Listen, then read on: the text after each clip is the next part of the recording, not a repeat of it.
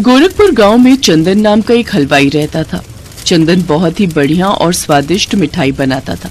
उसके गुलाब जामुन दूर दूर तक मशहूर थे। एक दिन चंदन अपनी दुकान पर बैठा हुआ था, तभी उसके पास एक सेठ जी आए। चंदन नाम तुम्हारा ही है क्या? जी मालिक। मैंने सुना है कि तुम बहुत ही शानदार गुलाब जामुन बनाते हो। जी मालिक, एक बार खाकर तो देखो, पसंद ना आए तो फिर चाहे पैसे मत भी देना। सेठ जी चंदन के बनाए हुए गुलाब जामुन खाते हैं। उन्हें चंदन के बनाए हुए गुलाब जामुन बहुत ही पसंद आते हैं।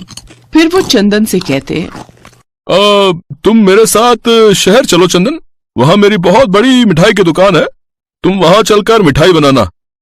नहीं सेठ जी, मैं शहर जाकर क्या करूंगा? भले ही कम कमा लो, लेकिन सुकून से गांव में चैन की 2 रोटी तो खा रहा हूँ। सेठ जी वापस अपने घर लौट आते हैं, लेकिन चंदन के हाथ के बने हुए गुलाब जामुन का स्वाद वो अपने जहन से नहीं निकाल पा रहे थे। वो चंदन क्या लाजवाब गुलाब जामुन बनाता है भाई। अगर वो मेरी दुकान पर काम करने के लिए मान जाए तो फिर तो मुझे अच्छा खासा मुनाफा होगा। सेठ चंदन को अपने यहाँ नौकर बनाना चाहते थे। ऐसे ही कुछ दिन बीतते हैं। गोरखपुर गांव में शिव पार्वती का बहुत बड़ा मंदिर था। एक रोज उस मंदिर में गांव का मुखिया भंडारा करवाता है, जिसमें चंदन सबसे पहले भगवान शिव और माँ पार्वती को अपने हाथ के बने गुलाब जामुन का भोग लगाता है। भंडारे के 2 दिन बाद, बेटा, बूढ़े बुढ़िया ने भंडारे में तुम्हारे हाथ के बने गुलाब जामुन खाए थे, बहुत ही अच्छे थे। पेट भर गया था लेकिन मन नहीं भरा था। हाँ बेटा, और हमें अभी भी तुम्हारे हाथ के उन गुलाब जामुनों को खाने की इच्छा हो रही है, मगर क्या अम्मा? बेटा, हमारे पास पैसे नहीं है, तुम अगर मुफ्त में दे देते तो। हाँ, आप बैठो अम्मा, मैं अभी आपके लिए गुलाब जामुन लाता हूँ। अच्छा। चंदन उन्हें 4 गुलाब जामुन लाकर दे देता है। वो दोनों गुलाब जामुन खाकर बहुत खुश होते हैं। बेटा, तुम्हारा बहुत बहुत शुक्रिया। भगवान शिव और माँ पार्वती की कृपा तुम पर सदा बनी रहे। ऐसे ही कुछ दिन बीत गए। अब वो बूढ़ा आदमी अपनी पत्नी के साथ कभी चंदन की दुकान पर आता और चंदन उसे बहुत प्यार से मुफ्त में गुलाब जामुन खाने को दे देता। इधर सेठ जी लगातार चंदन को अपनी दुकान में नौकरी पर रखना चाहते थे और इसके लिए वो कुछ भी करके चंदन की दुकान बंद करवाना चाहते थे। फिर उन्हें एक तरकीब सूझी। उन्होंने अपने नौकर को भेजकर चंदन के गुलाब जामुन के सामान में एक दवा मिलवा दी, ताकि उन गुलाब जामुन को खाकर लोग बीमार पड़ जाए। अगली सुबह चंदन गुलाब जामुन बनाकर तैयार कर लेता है, तभी वो बूढ़ा आदमी वहां आ जाता है। बेटा, आज सुबह सुबह तुम्हारे गुलाब जामुन खाने की इच्छा हुई, इसलिए हम दोनों सुबह सुबह ही आ गए। बाबा, अभी तक तो मेरी बोनी भी नहीं हुई, लेकिन खैर कोई बात नहीं, आप बैठ जाइए, मैं आपको अभी गुलाब जामुन परोस देता हूँ। कुछ देर बाद चंदन ने उन्हें 2-2 गुलाब जामुन खाने को दे दिए, लेकिन उस रोज गुलाब जामुन चखते ही उन्होंने वो फेंक दिए।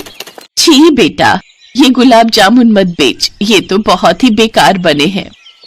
हाँ बेटा, इन्हें मत बेच, नहीं तो तू परेशानी में पड़ जाएगा। ये आप कैसी बात कर रहे हैं बाबा? आपका अगर मेरे गुलाब जामुनों से मन भर गया है तो उन्हें मत खाओ, लेकिन उनकी बेकदरी तो मत करो। मुफ्त का है, इसका मतलब इसे ऐसे ही फेंकोगे क्या? तभी वहाँ सेठ जी भागते हुए आते हैं। चंदन, मुझे माफ कर दे, मैंने तेरे गुलाब जामुन में दवाई मिलाई थी ताकि ग्राहक उन्हें खाकर बीमार पड़ जाए और तेरी दुकान सदा सदा के लिए बंद हो जाए और तू मेरी दुकान में नौकरी करने लग जाए। लेकिन रात को भोलेनाथ मेरे सपने में आए और उन्होंने मुझसे कहा कि तू उन्हें मुफ्त में अपनी दुकान से गुलाब जामुन खाने को देता है। फिर क्रोधित होकर कहने लगे कि मैंने तेरे साथ अच्छा नहीं किया और इसकी सजा मुझे बहुत ही जल्दी मिलेगी। फिर कुछ देर बाद ही मेरे पास फोन आ गया कि मेरी दुकान में आग लग गई है, इसलिए मैं सब कुछ छोड़कर तुमसे माफी मांगने आया हूँ बेटा। ये बात सुनकर चंदन हैरान रह गया। भोलेनाथ और माँ पार्वती स्वयं मेरी मदद के लिए यहाँ आए थे, लेकिन गुस्से में मैंने उन्हें खरी खोटी सुना दी। हे भगवान। चंदन भागता हुआ मंदिर की ओर आ गया और शिव पार्वती की मूर्ति के सामने माथा रगड़कर माफी मांगने लगा। कुछ देर बाद उसने सर उठाकर माँ पार्वती और शिव जी की मूर्ति को देखा तो उनमें उसको वही बूढ़े बाबा और अम्मा की झलक दिखाई दी। चंदन जल्दी से उठा और अपनी दुकान की तरफ भागा। फिर उसने फिर से गुलाब जामुन बनाए और मंदिर में जाकर शिव पार्वती को उनका भोग लगाया। उस दिन के बाद अब हर रोज चंदन सबसे पहले शिव पार्वती को गुलाब जामुन का भोग लगाता, उसके बाद उन्हें ग्राहक को बेचता। धीरे धीरे उसकी कमाई खूब बढ़ गई और उसे अच्छा खासा मुनाफा होने लगा। एक समय की बात है, एक बार भगवान शंकर और माता पार्वती सृष्टि की यात्रा के लिए निकले। उन्होंने एक साधारण मनुष्य का रूप धारण कर लिया। पार्वती, आप मुझे वचन दीजिए कि आप किसी भी मनुष्य की दुख तकलीफ को देखकर विचलित नहीं होंगी। ठीक है स्वामी, मैं आपको वचन देती हूँ। भगवान शंकर और माता पार्वती चलते चलते एक घर के बाहर रुके। उन्होंने देखा एक सास अपनी बहू को ताने दे रही थी, जिसका मायका ससुराल से बहुत कम हैसियत वाला था।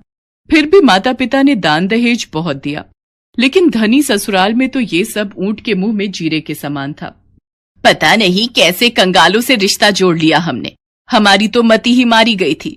न दहेज लाई और न ही कोई तीज त्योहार पर तेरे माँ बापू कभी कुछ भिजवाते हैं। माँ जी की तबीयत ठीक नहीं रहती। उनके इलाज में भैया के बहुत पैसे लग गए। माँ जी, बापू आज लेने आ रहे हैं, मैं माँ को मिल लाऊं? बिल्कुल सोचना भी मत। मैं तुझे किसी तीज त्योहार तो क्या, वैसे भी मायके नहीं जाने दूंगी। जाकर अपना काम कर और मायके जाने के बारे में भूल जा। प्रभु, क्या हम इस दुखियारी बहू की मदद नहीं कर सकते? देवी पार्वती, मैंने आपको पहले ही कहा था कि आप धरती वासियों के दुखों को देखकर बिल्कुल भी विचलित नहीं होंगी, पर आप अपना वचन भूल रही हैं। संसार के नियम के अनुसार व्यक्ति को जब पृथ्वी पर भेजा जाता है तो उसे अपने दुखों से स्वयं ही लड़ना पड़ता है। हमारा आशीर्वाद उन्हें दुखों से लड़ने की ताकत प्रदान करता है। बीमार माँ की इच्छा पूरी करने के लिए बहू का मजबूर पिता लेने आता है। समधन जी, बस एक दिन के लिए रानी बिटिया को भेज दीजिए। उसकी माँ बहुत बीमार है, रानी को बहुत याद कर रही है। हाँ, ठीक है, ले जाओ एक दिन के लिए, पर कल दोपहर मोहन को लेने भेजूंगी। माँ जी, मैं समय से आ जाऊंगी, आप इनको भेज देना। सास ने एहसान जताते हुए बहू को मायके भेज दिया। रानी ने जाकर देखा कि उसकी माँ की तबीयत बहुत खराब है और घर के हालात भी बहुत बिगड़ चुके हैं। मालिनी, रानी काफी समय बाद रहने आई है, तुम कुछ उसकी पसंद का ही बना लो। सुनो जी, आप तो जानते ही हो घर में कुछ भी खाने को नहीं था, तो मैंने बाजरे की रोटी और चटनी बनाकर रख दी थी। रानी के भाई भाभी अभी बात कर ही रहे थे कि तभी वो अंदर आ जाती है। उसने उनकी बातें सुन ली थी। भैया, आपको क्या लगता है कि अब मैं इस घर की कुछ भी नहीं लगती? मैं आज भी इस घर की बेटी हूँ, ये मेरा अपना घर है। भाभी के हाथ की चटनी और बाजरे की रोटी मुझे बहुत पसंद है, कब से नहीं खाई। भाभी, मेरे तो भूख से पेट में चूहे कूद रहे हैं, जल्दी से बाजरे की रोटी और चटनी दे दो। हमारी रानी कितनी सयानी हो गई है, अपने मायके के हालात समझती है। माँ, तुम जल्दी से ठीक हो जाओ। तुम बीमार होती हो ना तो घर भी सूना सा लगता है। अब तुझे देख लिया है ना, अब मैं बिल्कुल ठीक हो जाऊंगी। तू आराम से खाना खा। रानी ठीक से एक दिन भी अपने मायके में नहीं रुकी कि उसी शाम मोहन उसे लेने आ गया। बेटा, तुम तो कल आने वाले थे ना? आज शाम? मतलब वैसी कोई बात नहीं है, तुम्हारा अपना ही घर है, जब जी चाहे आ सकते हो। बाबूजी, वो माँ की थोड़ी तबीयत ठीक नहीं लग रही थी, तो उन्होंने बोला कि घर का काम भी है, इसलिए मैं रानी को आज ही घर लेकर जाऊं। आखिर अचानक माँ जी की तबीयत कैसे खराब हो गई कि उन्होंने मुझे इतनी जल्दी बुला लिया? वो तो जाकर ही पता चलेगा। रानी अपने घर वालों से विदा लेकर वापस ससुराल पहुंची। रानी ने देखा उसकी सास तो आराम से पलंग पर बैठी पूरी पकवान खा रही है। रानी को समझ आ जाता है कि उसकी सास ने उसे जानबूझकर झूठ बोलकर वापस बुला लिया है, पर वो अब कुछ नहीं कर सकती थी। मोहन कमरे में जाकर सो गया। रानी भी कमरे में जा ही रही थी, तभी उसकी सास ने उसे रोकते हुए पूछा, तेरी माँ कैसी है? खातिरदारी तो बहुत की होगी, क्या क्या बनाया था? माँ जी, भाभी ने मेरे आने की खुशी में बहुत सारी चीजें बनाई थी। इतने सारे पूरी पकवान, जलेबी, रबड़ी, कचौड़ी और ना जाने क्या क्या भाभी ने बनाकर मेरे आगे रख दिया। पेट फटने लगा खा खा कर, लेकिन मन नहीं भरा। कितना साफ झूठ बोल रही है। इसके भिखारी माँ बाप इसे क्या खिलाएंगे? अभी थोड़ी देर में पेट का ढक्कन खोलकर देखूंगी तो इसका झूठ सामने आ जाएगा। तभी मैंने इसे कल की जगह आज बुला लिया। कुछ देर बाद रानी कमरे में जाकर सो गई। सास से रहा नहीं गया। वो चुपके से रानी के कमरे में गई और उसके पेट का ढक्कन खोलकर देखा। कितना झूठ बोल रही थी कि मालपुए खाकर आई है। इसके पेट में तो बाजरे की रोटी और चटनी के अलावा कुछ है ही नहीं। इसे सुबह बताऊंगी। अगले दिन उठने पर सास रानी को ताना देते हुए बोली, बहू तू तो बड़ी झूठी निकली। कंगालों की तारीफ कर रही थी, झूठ बोलते शर्म नहीं आती। मैंने तेरे पेट का ढक्कन खोलकर देख लिया था, उसमें सिर्फ बाजरे की रोटी और चटनी थी। और तू कहती कि तेरी भाभी ने तेरे स्वागत में ढेरों पकवान बनाए। अपने मायके वालों की कितनी तारीफ कर रही थी। झूठ सामने आ गया। रानी बेचारी दुख और शर्मिंदगी में कुछ बोल न पाई। वो भगवान शंकर और माँ पार्वती से बिलक बिलक कर प्रार्थना करने लगी। हे भोले भंडारी, हे पार्वती माँ, ये पेट का ढक्कन हमेशा के लिए बंद कर दो, ताकि मुझ जैसी किसी और गरीब का अपमान ना हो। ये ढक्कन खुला रहेगा तो बार बार मुझ जैसों का अपमान होगा। अब तो हम अपनी भक्त की सहायता कर सकते हैं, क्योंकि उसने हमसे सच्चे हृदय से प्रार्थना की है। हे प्रभु, आज के बाद किसी का इस तरह से अपमान ना हो। आप पेट का ढक्कन सदा के लिए बंद कर दीजिए। हमने तो सब देखा महसूस किया है। जो रानी के साथ हुआ वो किसी और के साथ ना हो। देवी पार्वती के कहने पर शंकर जी ने पेट का ढक्कन हमेशा के लिए बंद कर दिया। कहते हैं तब से धरती के प्राणियों के पेट का ढक्कन सदा के लिए बंद हो गया।